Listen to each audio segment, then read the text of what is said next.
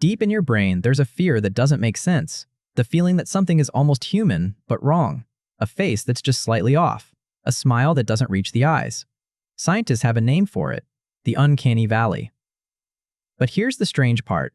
It shouldn't exist. Evolution doesn't waste energy building fears for no reason. Every instinct you carry was carved by something real, something your ancestors actually faced. So what did they see that was almost one of us, but not? The answer is one of the most unsettling truths in our history. For almost our entire existence, we were not alone. There were other humans, different kinds, and we met them. Today, when you look around, every single person you will ever meet belongs to one species, Homo sapiens, us. It feels obvious, natural, the only way things could ever be. But that is an accident, and a very recent one. For most of the last 2 million years, being human did not mean one kind of creature. It meant many, all at the same time. So what happened to the others? Where did they go? And why are we the only ones left standing? Let's start with what we know for certain. Go back just 300,000 years. If you could rise above the earth and see it all at once, you would count at least 4, maybe 5, different kinds of humans walking the planet together. In Europe and the Middle East, the Neanderthals. Stocky, powerful, built for the cold, with brains as large as ours or even larger. Across Asia, the Denisovans, a people we didn't even know existed until 2010, when a single fragment of a girl's finger bone in a Siberian cave rewrote the entire human family tree. On the Indonesian island of Flores, Homo floresiensis, a human that stood barely a meter tall, nicknamed the Hobbit.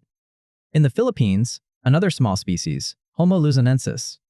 And still moving through Africa, older lineages overlapping with the very first of us. This is the part your textbook got wrong. Human evolution was never a straight line. That neat parade of figures marching from ape to man? It was a bush. A tangle of branches, all of them human, all of them alive at once. We were one twig on a crowded tree.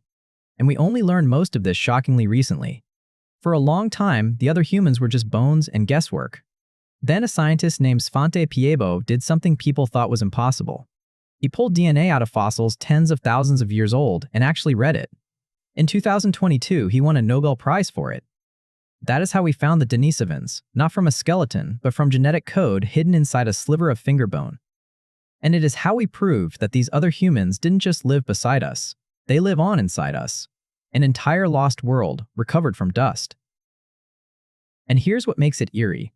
These other humans were not shambling brutes. Neanderthals buried their dead. They made tools, controlled fire, and cared for their sick and injured for years. In a cave in Spain, archaeologists found a Neanderthal who had survived, deaf, one-armed, and blind in one eye, all the way into old age. That only happens if other people choose to keep you alive. They used pigment. They may have made art. Deep inside a French cave called Bruniquel, someone built strange rings out of broken stalagmites, 176,000 years ago, far underground in total darkness. That someone was not us. It was a Neanderthal. In almost every way that matters, they were people. And the Neanderthals were the ones most like us. The other branches were stranger still.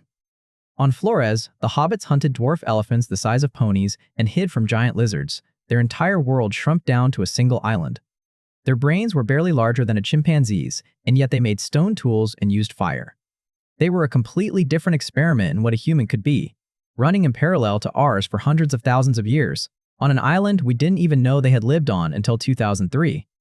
Now imagine the moment they met us. You're a modern human, moving into new land, and across a valley you see figures, walking upright, watching you back, shorter, broader, heavy in the brow, but undeniably a face looking at you the way you're looking at it. Not an animal, not quite a stranger, something almost you. This, some scientists believe, is exactly where that fear in your brain was born.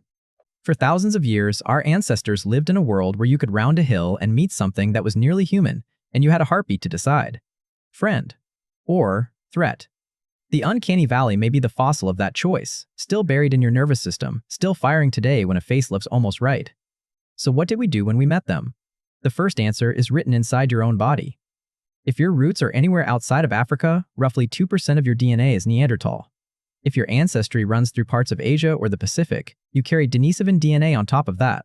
Sit with that for a second. Somewhere in your deep past, a human being and a member of another species stood in front of each other, and instead of fighting, they had a child. And that child lived, and had children of its own, all the way down, across 2,000 generations. to you. Now some of you are thinking, if they were a different species, how is that even possible? And that's the strange thing. The lines between these humans were blurry. They were different enough to look wrong to each other, but close enough to have families together. We didn't just meet the other humans, we loved them. We built children with them. Their genes are still working inside people today, helping some handle thin mountain air, or brutal cold, or certain diseases. The lost humans are not entirely gone. They are in your blood right now, in the person sitting near you, in the face you see in the mirror.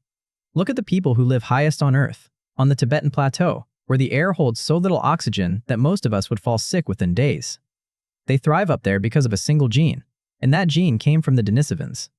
A vanished species reached across 40,000 years and handed their distant cousins the key to the roof of the world. That is not a poem. That is written, letter by letter, in living people today. But that's only half the story. Because we didn't only love them, we fought them. The record of the ancient world is full of violence, and when two kinds of human wanted the same valley, the same herd, the same warm cave, there was no rule that said it had to end in peace. And these were not brief, one-off encounters. In the Middle East, our kind and the Neanderthals seem to have shared the same lands, on and off, for tens of thousands of years. Long enough to learn each other's movements. Long enough to fight over the same animals through the same killing winters. Long enough, sometimes, to raise children together. Picture living your whole life knowing another kind of human was out there, just beyond the next range of hills. Many researchers believe that modern humans, arriving in wave after wave, simply outcompeted everyone else. Better tools. Wider trade. Larger, more connected groups. We took the best land and the best hunting, and left the others with the scraps. Whether the end came by spear or by slow starvation, the result was the same. And slowly, the other humans were pushed to the edges of the world.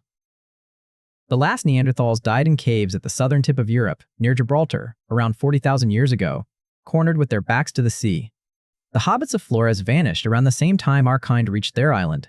The Denisovans faded into a handful of bones and a ghost written in our DNA. Everywhere we walked, the other humans disappeared. And here's the uncomfortable part. That timing is almost never a coincidence.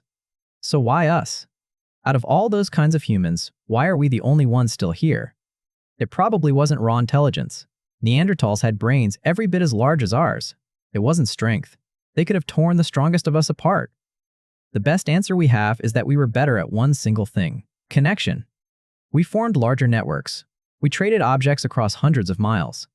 We told stories, wore symbols, and believed in things that bound total strangers together into something bigger than a single band.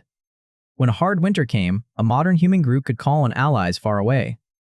A Neanderthal band, smaller and more alone, had no one to call. The very thing that defines you, that deep need to belong, to connect, to be part of a group, may be the exact reason your species is the one that survived. So here's where the story leaves us. For 2 million years, Earth was home to many kinds of humans. We shared the planet with cousins who buried their dead, made art, cared for their wounded, and looked back at us with something like understanding in their eyes. We met them. We fought them. We loved them. And then, one by one, they were gone. Around 40,000 years ago, the great bush of humanity was pruned down to a single living stem: us. For the first time in the history of our kind, there was only one way left to be human.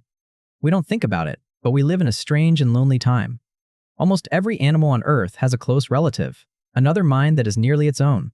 The chimpanzee has the bonobo. The horse has the zebra. The lion has the tiger. But we have no one. There is no other creature left that we can look at and recognize as almost ourselves. We spent nearly our entire existence surrounded by other kinds of people, and now we stand completely alone. So we point telescopes at the sky and scan the silence for any signal that we are not the only ones out here. Maybe that longing is older than we think.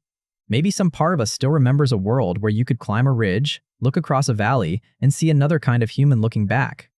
We were never meant to be the only ones. But we are. And that nameless fear you feel, the shiver when something is almost human but not, might just be the echo of everyone we lost.